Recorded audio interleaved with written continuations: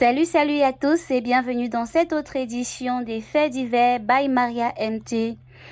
Aujourd'hui, nos investigations nous ont mené tout droit à Naro Naro, cette jeune fille originaire du nord-ouest du Cameroun qui s'est vue du jour au lendemain devenir borgne pour des raisons qu'elle-même ignore. Sa triste histoire, elle a décidé de la raconter car ses followers sur TikTok ne cessaient de lui demander ce qui lui était arrivé. Et cette histoire, je la partage avec vous aujourd'hui. Étant donné que Naro Naro est anglophone, j'ai essayé de traduire son histoire en français afin de la partager avec vous, mes chers abonnés. Salut les amis, bonsoir. Beaucoup de personnes qui commentent sur mes posts me posent toujours la question à savoir qu'est-ce qui m'est arrivé, ou si je suis née comme ça, ou si c'est un accident, et je n'ai jamais été capable de leur répondre. Pas parce que je ne voulais pas leur répondre, non, mais juste parce que pour moi, ça nécessite beaucoup de courage. J'ai besoin de courage pour pouvoir l'expliquer parce que pour moi-même, aller à l'extérieur sans un cache-œil, c'était impossible. Ce n'était pas du tout facile parce que depuis l'incident, j'allais toujours à l'extérieur avec un cache-œil. Et partout où j'allais, j'arborais toujours un cache-œil sombre, donc noir. Et même dans la nuit, j'arborais toujours le cache-œil. Et il arrivait même que les gens se moquent de moi. Maintenant, je suis courageuse et peu importe où je veux aller, je peux aller. Ok, je vais commencer.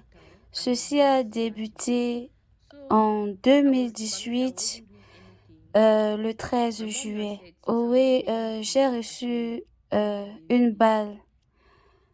Ça s'est passé dans le nord-ouest du Cameroun, pour ceux qui vivent au Cameroun. Je vivais dans la ville de Bamenda et ma maman, elle vivait à Batibo. J'étais à Bamenda et je ne faisais rien. Et ma maman m'a dit, si tu ne fais rien à Bamenda, je suggère que tu ailles au village. Et une fois au village, tu te rendras dans un autre village. Pas à Batibo, mais à Witikoum, où elle avait l'habitude d'aller acheter ses condiments. Et les choses n'étaient pas faciles à Batibo. Et cette période n'était pas facile et ça s'annonçait encore plus difficile. Donc, il était recommandé aux gens de quitter la zone. Donc, il était informé aux populations de quitter les lieux et tout cela à cause de la crise. Ma maman me disait, tu devrais aller dans ce village parce que beaucoup de personnes sont en train d'aller pour s'y réfugier. Donc, il faudrait que toi aussi tu y ailles. Pour t'occuper, tu devrais faire frire les beignets et du haricot au lieu de passer du temps à ne rien faire. C'est ainsi qu'elle m'a envoyé l'argent pour le nécessaire afin que je puisse acheter le matériel pour pouvoir me mettre au travail. Et c'est ainsi qu'elle m'a envoyé l'argent pour que je puisse acheter le nécessaire. Alors j'habitais chez une amie à ma maman. Et c'est ainsi que j'ai commencé avec le business du beignet haricot. Et ce business de beignet haricot n'est pas facile parce que tu dois te lever tôt pour apprêter le nécessaire. C'est ainsi qu'un de ces jours, après avoir fini, je suis rentrée à la maison, j'étais fatiguée, je me suis couchée pour me reposer. Et c'est où j'ai écouté quelqu'un m'appeler. Je me suis levée, je suis sortie et je me posais la question, mais qui m'appelle? C'est où j'ai trouvé trois garçons qui disaient qu'ils viennent acheter du beignet haricot. Mais je leur ai répondu que j'avais fini pour la journée et qu'il n'y avait plus de beignets. Et je leur ai aussi dit que je n'avais pas fait assez de farine, donc tous les beignets que j'avais faits étaient finis. Et ils m'ont demandé de faire à nouveau les beignets pour eux. Je leur ai répondu, non, je ne peux pas faire les beignets pour vous parce qu'il faudrait que je fasse d'abord la farine et je laisse monter un certain temps et faire bouillir le haricot. C'est trop pour moi, je suis fatiguée et je ne peux pas le faire. Et ils ont dit OK et ils sont partis. Après un certain moment, ils sont revenus et ils m'ont dit qu'ils ont faim et ils aimeraient manger quelque chose. Et ils m'ont dit que si je pouvais préparer pour eux du riz, ils en seront reconnaissants et ils me paieront pour cela. Je leur ai répondu, OK, il n'y a pas de problème, mais d'abord laissez-moi me reposer. C'est ainsi qu'ils m'ont donné de l'argent pour que lorsque je me lève, je prépare le riz et je le leur amène. Après cela, je suis retournée dormir. Quand je me suis réveillée, je suis allée acheter le riz. J'ai préparé et je suis allée le leur donner parce qu'ils m'avaient déjà montré la maison où je devais venir leur donner le riz. Arrivé chez eux, j'ai découvert qu'il n'y avait plus juste 3 garçons. Ils étaient au total 8 garçons dans leur maison et je leur ai donné leur nourriture. Et je leur ai dit que je devais attendre qu'ils finissent de manger pour me remettre mon récipient, mon assiette, parce que c'était l'assiette que j'utilisais pour vendre mes beignets et je ne pouvais pas laisser ça chez eux. Et lorsque j'attendais qu'ils me remettent mes assiettes, je portais avec moi l'enfant de ma sœur.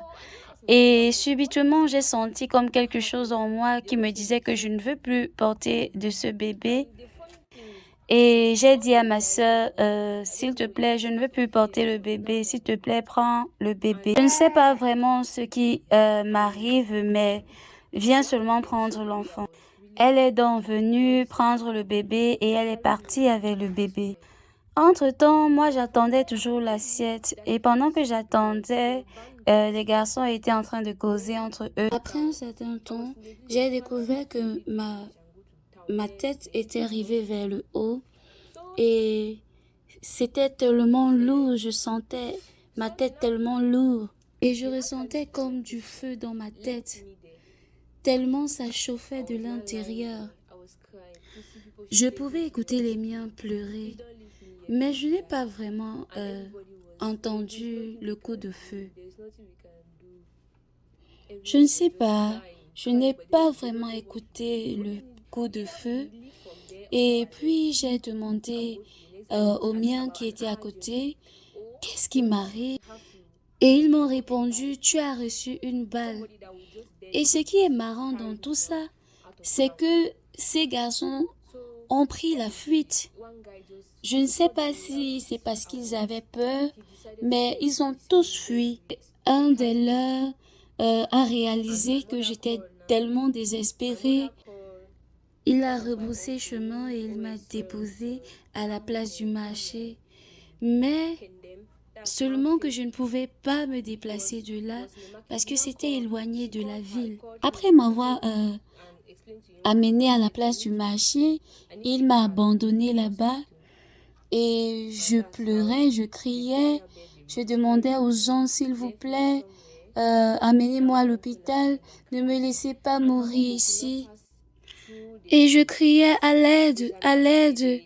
Et tous y criaient, ils pleuraient. Vraiment, il n'y a rien qu'on puisse faire. Nous ne pouvons rien faire pour toi. Et un bon samaritain qui passait par là,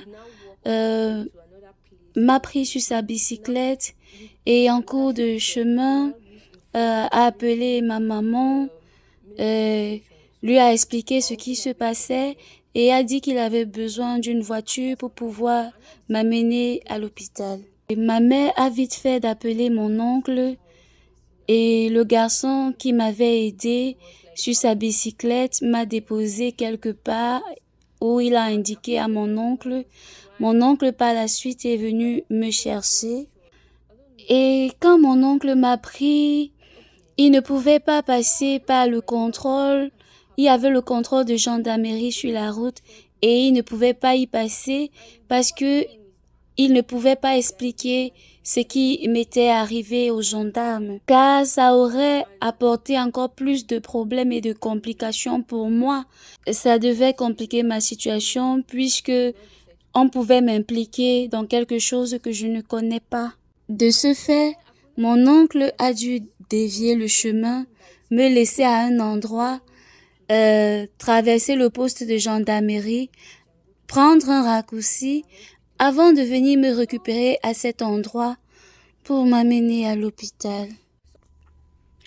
Et c'est ainsi que s'est déroulée la tragique histoire de Naro Naro, cette jeune fille qui n'a rien demandé et qui aspirait à un avenir meilleur.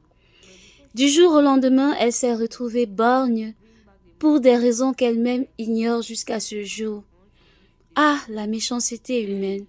Ces bourreaux ont profité de la crise que sévit cette région du Cameroun pour commettre leur forfait impuniment.